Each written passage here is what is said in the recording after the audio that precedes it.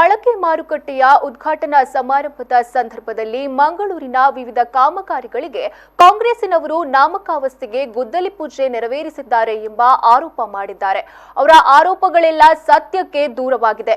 ಬಿಜೆಪಿಯವರ ಆಡಳಿತದಲ್ಲಿ ಯಾವುದೇ ಅಭಿವೃದ್ಧಿ ಕಾಮಗಾರಿಗಳಿಗೆ ಚಾಲನೆ ನೀಡಿಲ್ಲ ಎಂದು ಪಾಲಿಕೆಯ ವಿರೋಧ ಪಕ್ಷದ ನಾಯಕ ಅಬ್ದುಲ್ ರವೂಫ್ ಹೇಳಿದರು.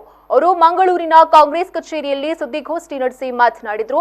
ತಮ್ಮ ಅವಧಿಯಲ್ಲಿ ವಿವಿಧ ಕಾಮಗಾರಿಗಳಿಗೆ ಅನುದಾನ ಮಂಜೂರುಗೊಳಿಸಿ ಚಾಲನೆ ನೀಡಿದ್ವು. ಆದರೆ ಇದೀಗ ಬಿಜೆಪಿಯವರು ತಮ್ಮಿಂದಾದ ಅಭಿವೃದ್ಧಿ ಕಾಮಗಾರಿಗಳೆಂದು ಬಿಂಬಿಸುತ್ತಿದ್ದಾರೆ ಎಂದು ಆರೋಪಿಸಿದರು. ನಾವು 8 ಮಾರ್ಕೆಟ್ ಹೊರತು ಬೇರೆ ಹೊರೆ ಯಾರಿಗೂ ಹೊರೆ ಬೀಳಲಿಲ್ಲ. ಅದರಲ್ಲಿ ಹೊರೆ ಬೀಳುವಂತ ಪ್ರಶ್ನೆನೂ ಇಲ್ಲ. ನಾವು 8 ಮಾರ್ಕೆಟ್ಗೆ ಚಾಲನೆಯನ್ನು ಕೊಟ್ಟು ಎಲ್ಲ ಮಾರ್ಕೆಟ್ಗಳನ್ನು ಈಗಾಗಲೇ ನಾವು ವಿಜಯ್ ಮಾರ್ಕೆಟ್ ಅನ್ನು ಓಪನ್ ಮಾಡಿದ್ದೇವೆ. ಎಷ್ಟು ಚಂದ ಮಾಡಿದ್ದೇವೆ. ಅದು ಅಲ್ಲದೆ ಸುರತ್ಕಲ್ನಲ್ಲಿ ನಾವು ಹೊಸ ಕಟ್ಟಡ, ಇದು ಕಾರ್ಪೊರೇಷನ್ ಮಹಾನಗರ ಪಾಲಿಕೆ ಹೊಸ ಕಟ್ಟಡಕ್ಕೆ ಸಹ ನಾವು ಬೇಕಾದಷ್ಟು ಹಣ ನಗರೋತ್ಥಾನದಿಂದ ಮಾಡಿ ಅದನ್ನು ಫಸ್ಟ್ ಫ್ಲೋರ್ ಸಹ ಫಿನಿಶ್ ಆಗಿದೆ ಈಗಾಗಲೇ. ಇದೆಲ್ಲ ನಾವು ಮಾಡಿದ್ದು. ಅಳಕೆ ಮಾರ್ಕೆಟ್ಗೆ 8 ಕೋಟಿ ರೂಪಾಯಿ, 1 ಕೋಟಿ ರೂಪಾಯಿಯಲ್ಲಿ 50 ಲಕ್ಷ ರೂಪಾಯಿ ಮೂರನೇ ಹಂತದ ನಗರೋತ್ಥಾನದ ನಿಧಿ, ಇನ್ನೊಂದು 50 ಲಕ್ಷ ಉದ್ದಿಮೆ ನಿಧಿ, ಉದ್ದಿಮೆ ನಿಧಿ, ಎಂಟರ್ಪ್ರೈಸಸ್ ಫಂಡ್ ಅಂತ ಹೇಳಿ. ಇದನ್ನು ನಾವು ಆವಾಗಲೇ ಇರುವಾಗಲೇ ನಾವು ಅದನ್ನು ಟೆಂಡರ್ ಕರೆದು ಅವರಿಗೆ ಆವಾಗಲೇ ಪೇಮೆಂಟ್ ಆಗಿದೆ. ಅದು ಮತ್ತೆ ನಮ್ಮ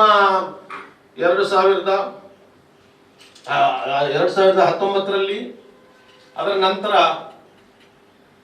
ನಮ್ಮ ಕಾರ್ಪೊರೇಷನ್ ಅಧಿಕಾರ ಮುಗಿದು ಹೋಯಿತು. ಆಡಳಿತ ಅಧಿಕಾರಿಗಳು ಬಂದು ಆವಾಗ ಇವರು 3 ವರ್ಷ ಆಯ್ತು MLA ಬಂದು. ಇವರು 3 ವರ್ಷದಲ್ಲಿ ಹೊಸ ಯೋಜನೆಯನ್ನು ನಮ್ಮ ಮಂಗಳೂರು ಮಹಾನಗರಕ್ಕೆ ಪಾಲಿಕೆ ತಂದದ್ದು ಯಾವುದೂ ಇಲ್ಲ. ಇವಾಗ ಮಂಗಳೂರು ಮಹಾನಗರ ಪಾಲಿಕೆ ವ್ಯಾಪ್ತಿಯಲ್ಲಿ ಏನು ಕೆಲಸ ಕಾರ್ಯ ಆಗ್ತಾ ಇದೆಯೋ, ಫುಟ್ಪಾತ್ ಆಗಲಿ, ಚರಂಡಿ ಆಗಲಿ, ರೋಡ್ ವೈಡ್ನಿಂಗ್ ಆಗಲಿ, ಇದೆಲ್ಲ ನಮ್ಮ ಅವಧಿಯಲ್ಲಿ ಆದಂತೆ ಕೆಲಸಗಳಿವೆ.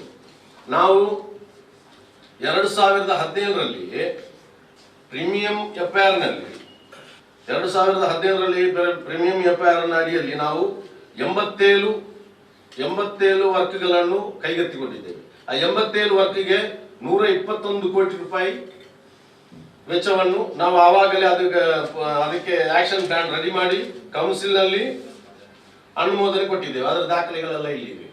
ಇದು